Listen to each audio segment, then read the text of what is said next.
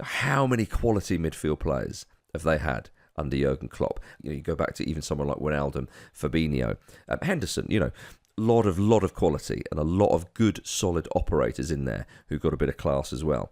But now it feels like it's his time to go in there and shine. Hello, everybody, and welcome to Ramble Reacts. Liverpool hammered the Hammers to book their place in the Carabao Cup semis. I'm Marcus Speller.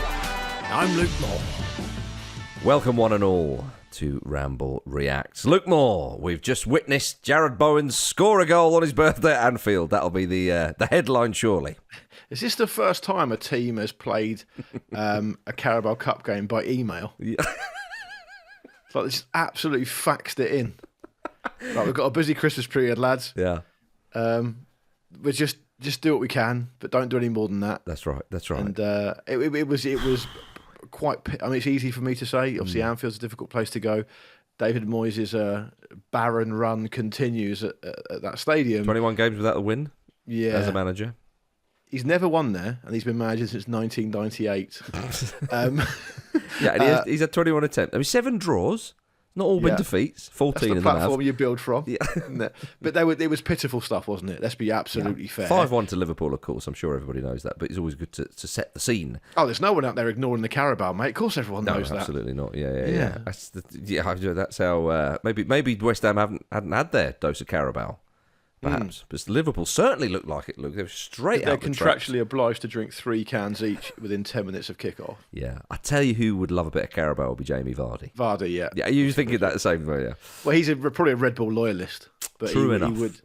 He might be tempted for a big money move across. I think the man's there for the turning. It'd be like trying to tempt David Beckham at his pomp away from Adidas to Nike, wouldn't it? Ah, yeah. Again, though, Vardy away from if the price is right, Red Bull. But yeah, so Liverpool have marched into those semi-finals with a very, very comprehensive victory against West Ham. I mean, I suppose the only surprising thing, Luke Moore, is that they conceded a goal. I mean, as it was a lovely one. But other than that, I mean, Jamie Carragher was purring on co-coms, was he not? Saying that he felt it was Liverpool's best performance for a while. I think he felt like it was, as you know, to refer to something you spoke about earlier in the week on a pre-rec that will come out later in the year. He felt like it was his mufti day. I felt like I felt like he was going from the super serious stuff in the Premier League to just reclining the chair back a notch, kicking the shoes off, putting the socks up on the commentator's desk, and just having a lovely old time. Yeah. And he was treated to a massive win, and so he got a bit carried away. But that's fair enough. I mean, it was lovely to see Messrs. Redknapp Senior and Junior in the studio. If we're going to talk about the broadcasting team for a moment, I think we are. That was nice to see. Ultimately, to cover the game, I'll just talk about the game kind of for a little bit. I mean, if from West Ham's point of view, if you are going to set up like that, and in my view, they set up in a way it didn't suit the players out on the pitch. First and foremost, you're going very direct. You're kind of striking long passes more often than not.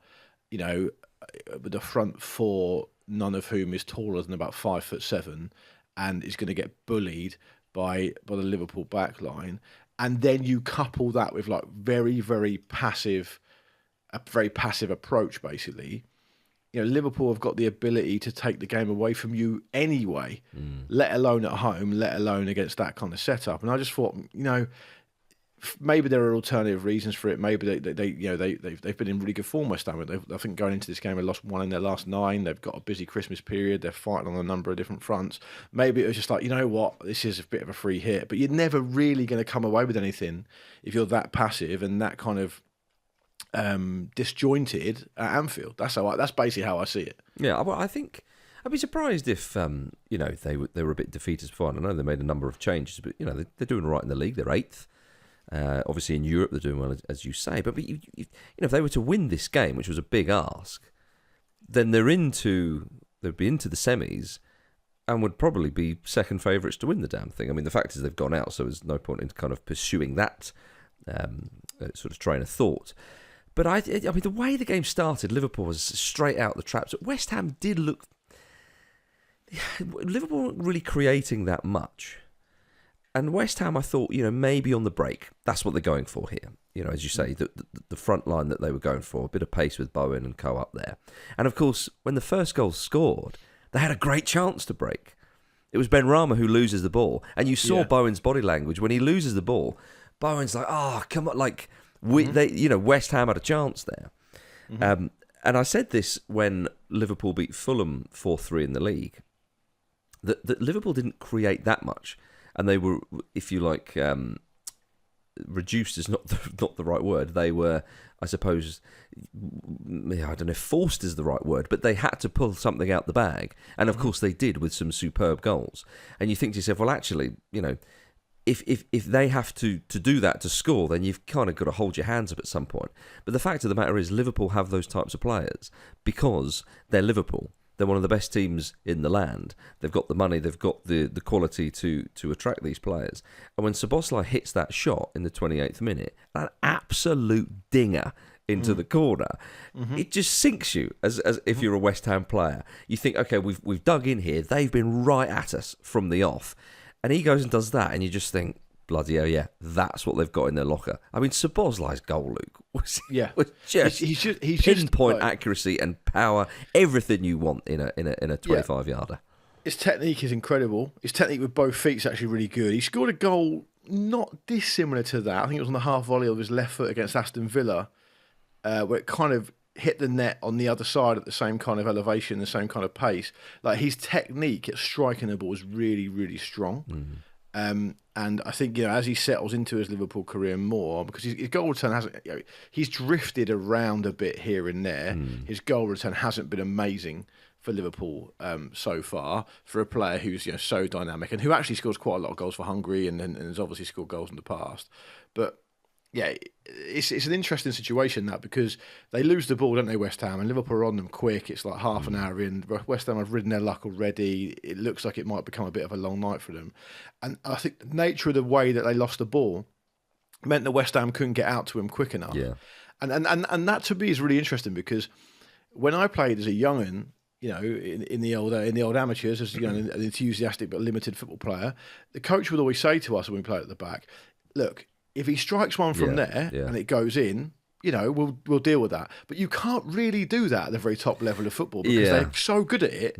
Like, it's almost, if you go to him, he might pull a pass out because he's a great passer of the ball as well. And if you don't go to him, you're basically giving him a free hit. But the nature of how quickly the strike came after they lost the ball, which of course Liverpool do very well, means it's very hard to deal with it. But I mean, realistically though, that is as you said, it's a complete fucking strike. It's a brilliant goal. It's an absolute hit. But you treat different players differently in some circumstances. Everyone knows Szoboszlai's got a hit on him.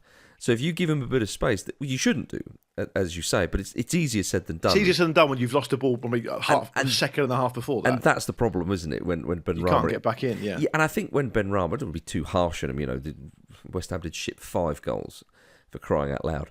But again, the manner of it was just weak. It was just soft. And a number of West Ham players did apparently complain of fatigue in the build-up to the game, right? So you think, okay, what we need to do is we just need to keep them going for a bit and then try and nick one on the break. It's a classic old thing. You're a smaller side going to a bigger side. But when that happens, it's just devastating. But the thing is that they get into half-time at 1-0. And I'm thinking, well, okay, the tie's still alive. And we saw Paquetá warming up on the side. We know he's got a bit of quality, and he's the type of player. Didn't change quick enough, did he? Well, this is it, right? You think he's the type of player who can come on, give everybody a bit of a lift. What can he do? Hey, all right, Liverpool, we see what you're doing. Well, we're going to play our man, and we're going to play our top trump, if you like. But David Moyes did that, and you just talked about when you were playing football, right? My Sunday League manager used to do this all the time. Right, he would say at half-time, right, I'm going to start making changes, okay, so I'll bring you on after 5 minutes in the second half. We'll just do it now. Like if you've decided you're going to do it, what's that 5 minutes? I feel like I'm on death row here. Yeah, yeah, exactly. Like, what's the point? You knew he was going to bring Paquetá on. They needed something. They needed to mix it up. Right now, whether that would, look, as the evening panned out, it wouldn't have been enough anyway. But the point is, I was sitting there thinking, when are they going to get him on? Because he could come on at 1-0 or 2-0, and at 2-0. You're thinking the game's probably gone then, hasn't it? And of course, Jones gets his first of the evening, nice finish from an angle. And you think, well, and that's why they lost the game, everybody. No, but the thing is, I take all those points, but at the same time, West Ham have got another 4 games, I think, in the next week and a half. He's got. I mean, so there's 10 minutes that he didn't bring Paquetá on. He's just keeping him fresh. Was that what it was? No, but the point is he's got to rest Paquetá for something. Yeah, but that's fine.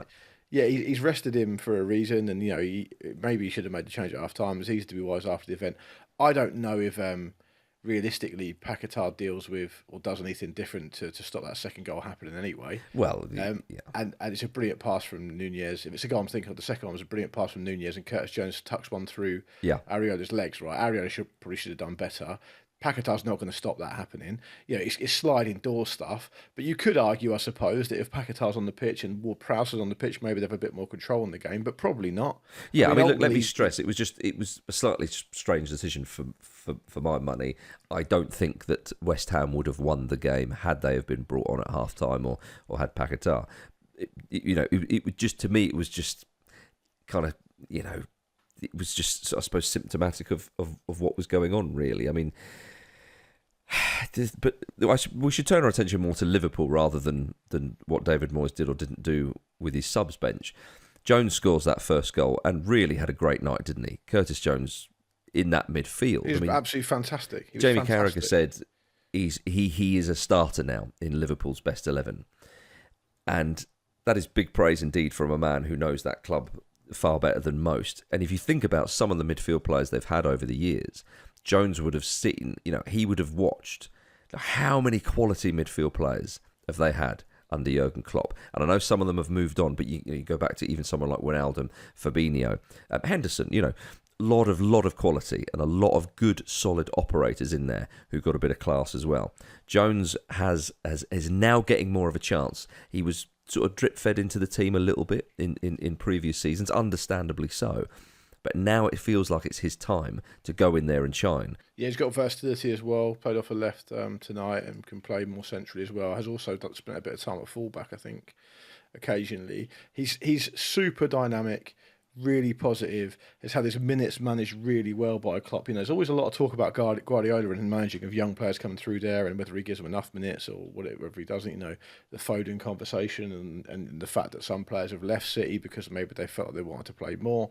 Like Curtis Jones's minutes have been managed brilliantly, and it's in stark contrast to what we just said earlier about some of West Ham's players. That's the luxury, I suppose, you have, if you want to call it that, of a club the size of Liverpool. I think he's probably been a little bit unfortunate on the international side of things because he's played at under 21 level, but he's come along at a time when England have got so many good players that he's just not really got much of a look in. But at 22, you'd imagine his best days are ahead of him anyway.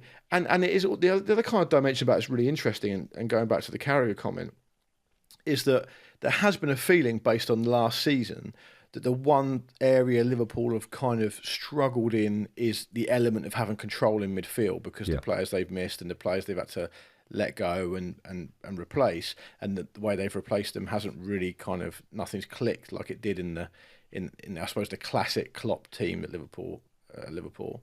But Jones can be an answer to that, and that's probably part of the reason Carragher's saying what he's saying, because there are other players in that midfield area that haven't really properly staked a claim. It's not, I mean, with the exception of Szoboszlai, if you take into account fitness and players who are available, are there any other midfield players that are really stamping their authority and saying we start for Liverpool in midfield every single week? There aren't, are there? Because of injuries and because of different transitional players coming in, more recently and not fully bedded in yet. Yeah, there's an opportunity there, is what I'm saying. Well, indeed, yeah. Someone else who got his opportunity against West Ham in the game was, of course, Jarrell Kwanzaa, who started at the back. And last week, so Joel Matip, of course, got injured. And last week, when he was asked about this, he said, "Well, my condolences to Joel, but my idea was to get over him anyway and get into the team." So that's pretty honest, isn't it? Yeah, I mean. The other story of I've heard players, ex-pros, say to me that if there were strikers or they were good friends with strikers who would be on the bench or whatever, they would say, I want the team to win because obviously I don't want to have to deal with relegation or the pressure that comes along or the nasty atmosphere of just never winning, but I never want the striker to score. Yeah, because I want it to be me. And I I would never say that at the time. But that's how I felt every single week. Well, what a defender. I won't say what young Jarrell wants, although he stated it there. But you want the player, if you're a centre-half, you want him to make loads of mistakes, but the keeper mops up for him. That's what you want. You don't want your team to lose or concede goals or anything like that. But I think ultimately though, that's the kind of one of the most unsaid things about professional football. You know, you talk about players, you know, having rivalries with opposition teams, players and stuff like that. Ultimately, the first and foremost rivalry is a player in your position that you want to be better than. Right? You always want to, you know, force them through. So the amount of force them out. Sorry, the amount of competition you've had just to get to where you've got to means that, you know, you have to be ruthless, and Jarell Quansah will probably have a personal relationship with Joel Matip and you know, wish him all the best and not want him to be injured and all the rest of it. But you bet your last dollar he wants to play, and how else is he going to get an opportunity? Well, so exactly. You've got to take it. You know, there's a lot of great young players in the Premier League throughout the years who have been given a chance because there's been an opportunity and they've taken it. You think of how Harry Kane forced his way into the Spurs team. Think how Marcus Rashford forced his way into the Man United team. Because there would have been an opportunity for them to take it, and Harry Kane would have been in Europe, I think, and he forced his way into the first team and they just couldn't ignore him anymore. Rashford would have been similar from memory, I would have thought, and he would have just kept scoring. And if you're a defender, obviously goals don't come into it. So you've got to take an opportunity when you can, because most teams like to have a settled back line. So I think he's just speaking the truth there. Whether it will go down well on Monday morning when he gets back into training or not, I don't know, as he passes the gym. Yeah. All right, Joel. Yeah. Oh, Joel Matip's just blanked me. Yeah. He didn't have to give Joel Matip a dead leg as he walked in and gone, there's another one for you. Oh, yep. Yeah. Do you reckon he's like Kathy Bates in Misery, just keeping him hobbled? Yeah. And so he can never escape. Oh, do you know what? I've never seen that a reference film. that you get? No, I do get the reference, but I've not seen our the younger film. listeners will definitely enjoy that. They They'll be running off to their Google machines trying to work out what the fuck I'm talking about. Get your Business as dial-ups usual. going. Yeah. Kickstart that internet. An impressive win for Liverpool. Some of their youngsters got a bit of I say a run out. It's not quite right, but you know they displayed the strength and depth that they have. You know, they bring on Salah. They just ridiculous what they've got. But the bad news though for Liverpool is that they've drawn Fulham in the semi-final. Oh, it's bad news for you. You were you were absolutely spot on what you said yesterday, or as we're recording this earlier today, about the fact that, you know, across two legs there's nowhere to hide. Oh, you can't. You like, it rarely strikes twice in that way. It's and so annoying. It's pissing frustrating. You can't even say, "Oh yeah, we've got them at home, so we'll just make it a raucous." No. You might have them at home, but you're going to get them away as well. I'll tell you this now. I'd rather a one-off game at Anfield than two legs. I would. You've taken this very badly. I have taken it badly, Luke. So it's Liverpool v Fulham and Middlesbrough v Chelsea. Yeah, right? That's the most boring draw. Of course, Chelsea get Middlesbrough. Do you know what I mean? Yeah. No disrespect to Middlesbrough, but you're the worst team in the competition. That's why I wanted Fulham to get you. Okay. And that does sound quite disrespectful. You can't just rule it out because you said no. That's what all pundits do. I know. No disrespect to whatever, but I think they're absolutely crap. Just say you think they're crap. Yeah. No, what do you think they're going to be doing? Like getting in the dressing room and going, "Oh, fucking Dion Dublin disrespected us earlier." Yeah, no disrespect to Joey Barton, but I think he's a prick. Do you know what I mean? So I would say huge disrespect to Joey Barton, and I think he's a prick. Yeah, fine. For the complete set. No, but like, where am I? Liverpool versus Fulham. I mean, it's the amount of times that I've said on the Football Ramble, you know, Fulham have never won a major trophy, and then you get you to a quarter final, and you think, you know what? On another night we might have lost that. But then they go into the semi-final, you think, bloody hellfire. Into the semi-final of the League Cup, I believe for the first time ever. The last time they were in a semi-final of the Domestic Cup was in the early noughties, and they were beaten by Chelsea. You know, it's one of those ones where, you know, history is there for the taking. And then you get Liverpool in the semi-final. If you get Middlesbrough, say, if you get Middlesbrough, you think, you know what, in the final at Wembley, you never know. Over 90 minutes or 120 minutes or whatever. Yeah, a two-legged affair. Like, why is there still two legs in this competition in the semi-final? It's bollocks. One-off game. Players don't play enough games. That's true. Got to get our money's worth. Yeah. Where's the old one-off game at Villa Park? Why do we not have a bit of that? Yeah, I remember those days. I think also, based on what I've seen of the draw, Liverpool will be home in the first leg. So it'll be taken away from Liverpool. It'll be a bigger... Because what you'd really want if you had to play over two legs is first leg at home. Yeah, try and get some kind of lead. Yeah. But, I mean, it's going to be very, very difficult for them, isn't it? The only thing Fulham might take from that performance is that Fulham beat West Ham 5-0. So they were one up, yeah. Yeah. I don't know if that goes any. I don't distance. think Liverpool will worry about that, mate. To be yeah, I suppose not. But I mean, Chelsea should get the better of Borough. But then Middlesbrough, it is at the Riverside, the first leg. Yep. Yeah, no, absolutely, and you know, for them to be in the semi-final of a League Cup is great for them at the stage they're at. They've kind of flattered to deceive a bit this season in the league. They've been on an amazing run around the start. So let me get this right. They started the season quite indifferently, then they were on an amazing run for a couple of months where they just won every game. And now they've been a bit inconsistent ever since. But you know, Michael Carrick's got a great track record and pedigree in playing in big games and being a part of big games. He's got all the experience in the world. And yeah, but he hasn't played in them though. Steve Bruce has also got that, Luke. Yeah, that's true. Why is Brucey catching strays?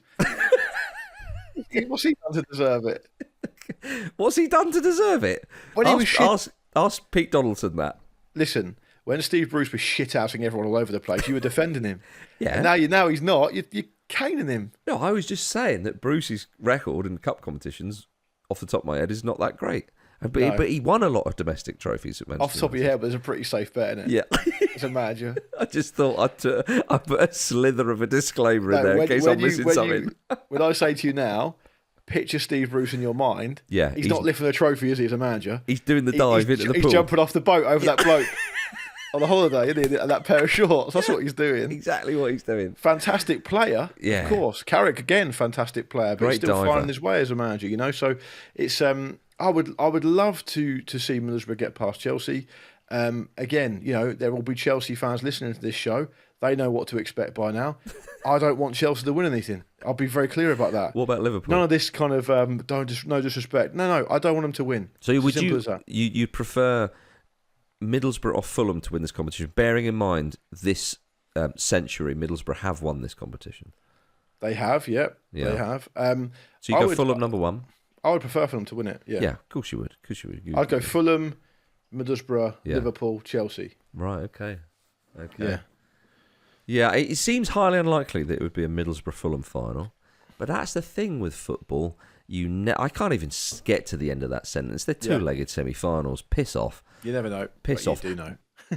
One thing that won't happen in the League Cup final, with regards to the League Cup trophy, we should say, is that we won't see Santa Claus presenting it to the winner, because in the League Cup in England, it's of course the final is played at the end of February, if my memory serves me well. Whereas in Scotland, the League Cup is done and dusted before Christmas, which I think is an example to us all. And Santa Claus was there at Ibrox tonight, and Santa presented them the trophy, which is quite fitting. I don't know whether it was related to the fact that Celtic fans were booing Santa at the weekend or not. Santa thought, you know what, I may not be liked in this part of town, but if I go across over there, they'll bloody love me for this. I don't know if it's related. Let me help you out, right? It's definitely related. Why are they booing Santa? I don't know. Miserable. You're the Scottish, frighteningly enough, you're the Scottish expert. Yeah. So you tell me. Was it the same guy? Brilliant. Of course it is. It's Santa. Oh, yeah, sorry. Sorry for all the under 8s listening. Sorry about that. Just ruined their childhood. Oh, dear. Yeah. I think, by the way, can I just say, Yeah. if we are going to go down the road of suggesting this is the real Santa who exists and gets through all the work he gets through on Christmas, I doubt he's be doing this 5 days before the big day. An early appearance at Ibrox. It's his busiest time of year. He's not doing it 5 days before. Yeah, well, no doubt His Majesty was very pleased. Anyway, from Santa to Santo, everybody. Let's move on to some current affairs in the Premier League. Nottingham Forest, of course, officially unveiled Nuno Espirito Santo as their new manager earlier today. And he did his first press conference, got through it unscathed. I think Nuno would be a good Santa. You know what I mean? Like at your local supermarket or something. Yeah. I mean, he's got the name, obviously, but he's got the beard, he's got the vibe. You wouldn't really have to do much. Got a good agent, so he gets lots of gigs, doesn't he? Yeah, he'll get well paid for it. You're at John Lewis week Tuesday, then you're Marks and Spencers. Yeah. Unfortunately, George Mendes has bankrupt the local Sainsbury's because they wanted you as a Santa, but there we are. Then you're in the car park of the Lidl. He'd never be out of work. And he's got the beard already. So, yeah, I think I can see where you're going with that. He seems like a nice fella as well. Well, he immediately was asked about the strength of support Cooper had. And he responded by saying, yeah, like Steve Cooper was a special guy. The Forest fans are great. It was weird, though, when he kept saying, our fans are this, our fans are that. And I was like, come on, at least let Cooper leave the door. Let him clear his desk out before he starts saying our fans. I thought he could have said Forest fans. Yeah, but he's been unveiled as the manager. With the gear on. Yeah, true enough. If you start saying them and this and them, he'd be but he could have said, well, the fans at this great club, Yeah, whenever Redknapp... he basically was saying, look, Steve Cooper's a great guy, but they're my fans now, Steve. Okay? Yeah. Not Absolutely. yours. I can remember when Harry Redknapp would be upset about something at a club and the team he manager lost, he would be saying they did this and they did that. And then when they won, he'd be saying we were this, we were that. So you can't go down that road. But I do think, you guys mentioned it briefly on the show this morning about this appointment. Like, I think my position is that Nuno deserves a fair crack. I mean, his record in England overall is good. Yeah. Of course, Spurs was an aberration. That was a difficult situation. Wasn't the right fit, etc., etc. We have to remember, Nuno has got Wolves, who are a team, arguably a similar profile to Forest, promoted to the Premier League, and he's delivered them 7th in the Premier League and then an FA Cup semi-final in the same season. Quarter-final of European competition as well. Exactly. So Forest fans would clearly be very happy with that. But you've touched on what the challenge is. The challenge here isn't that, because if he applies the same kind of level of achievement at Forest that he does at Wolves, then all's well and good. But as you guys have said, Steve Cooper's a tremendously popular figure at Forest, and rightly so. And you wonder whether the Forest fans at the moment are quite ready to love again, Yes. And that's the brutal nature of football, right? You don't get a chance as a fan to really process the departure of a much-loved manager before the next one's in the dugout, literally days later. So it will be a really interesting first period of time when all these games come thick and fast. And I think it's a real... feast or famine situation, actually. I think if he hits the ground running and they start to do okay from the start, I think it may well turn out to be quite a shrewd appointment. If he doesn't, it could be very, very tricky for all those reasons. And I will just add to that, the first game he's got is this weekend at home to Bournemouth. I mean, it seems mad to say, a first game in charge is a must win. But if you follow the most loved manager at that club since Brian Clough, and you lose the first game at home to Bournemouth 2 days before Christmas, you ain't the most popular person in Nottingham. No. Let's be absolutely clear. No matter how kind of nice you are as a bloke, that's not going to wash very well. No. So it's a very, very interesting situation, especially thrown against the background of the fact that the owner fucking loves firing people. Would you be surprised if Steve Cooper popped up in the Bournemouth end with the fans? I'd love that. Wouldn't it be funny? Mascot. He loved the club. If Bournemouth score, his fists flying in the air. I'd love him to come out as the mascot holding Dominic Solanke's hand. In the full gear. Yeah, I think that would be unlikely, though. I could see Steve Cooper doing a shift as Santa down at the supermarket. It's something he agreed to beforehand. He's fulfilling his roles. I know where you could see Steve Cooper, you dirty boy. It took you about 10 seconds to link him to the next big England position. I had to bring Jim and Andy back in on it. They were going, I thought, what have I done here? There was some Welsh people on Twitter who were very unhappy about that. Well, who? Name them. You want to address them personally? Robbie Savage and Craig Bellamy? There was talk of... No, not them. Yeah. There was talk of... I share a birthday with Craig Bellamy, incidentally. So my son shares a birthday with Gary O'Neill. My son shares a birthday with Pele. What are you doing? Well, I'll still win. Yeah, yeah, fair. Pele's never going to manage England, is he? Nah. All I'm saying is there was talk of violent insurrection if Steve Cooper ever took the England job from some of the Welsh part of our listenership. Really? Well, I think you've neglected for too long, by the way, if you don't mind me saying. Yeah. No, it's true. Could you be totally honest though? Do you think you could do more for our Welsh listeners? Do you know what? I'm really frightened of them. So. The Scottish get a lot of mention. You've got the Brother Brendy connection with Northern Ireland. The Welsh don't get much at all from you. They don't get much succour at all. They get plenty. There's a lot of Harry Wilson chat these days. There's a link, yeah. You can lean into that a bit more. Look, it's very late on a Wednesday night, and I don't propose to do a deep dive on Nuno because, frankly, life's too short. But if I may, what's interesting about Nuno Espirito Santo's managerial career is the jobs he's chosen to do.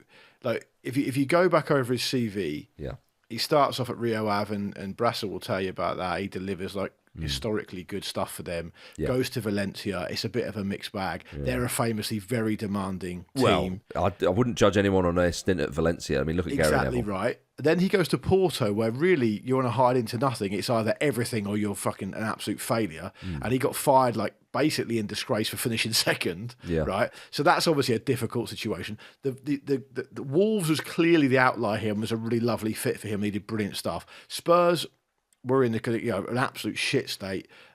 We can give him a pass for Spurs. Yeah, I think so, because as soon as Antonio Conte was available and people knew he wanted it, they just kicked him out. Yeah. He's won the Saudi Pro League. Won the Saudi Pro League. Yeah, and I'm not gonna debase this show or our listeners by telling you about that, because I don't know anything about it and I have no interest in it. But ultimately, I suppose if I'm being completely objective, if you're going to join a Mickey Mouse League, at least you win it. It could be worse. It could be shit in it, and he wasn't. So that's fair enough. Although he did lose his job second season. Yeah, but it's difficult. He's back to Forest. Yeah. So in a weird way, 200 something of the 400 something games he's managed as a manager, it's very difficult to know what to make of it. Yeah. So there you go. Yeah, no, indeed. So we shall find out more about Nuno and his managerial capabilities in this job at Forest, I think it's fair to say. Seems like a lovely fella. I think he seems like a nice bloke as well. Yeah, I think you're saying that a bit too quick. As I say, Steve Cooper's barely left the building, and you're going, there's a place. I know he's really great. If I've even forgot what Stevie who. What? Well, it's slightly different to what you said before we came on air, which is that you said his agent's a really nice bloke, and so I'd rather be on the side of Nuno than of big gorgeous George. Gorgeous George, he's got a foothold. Joga George.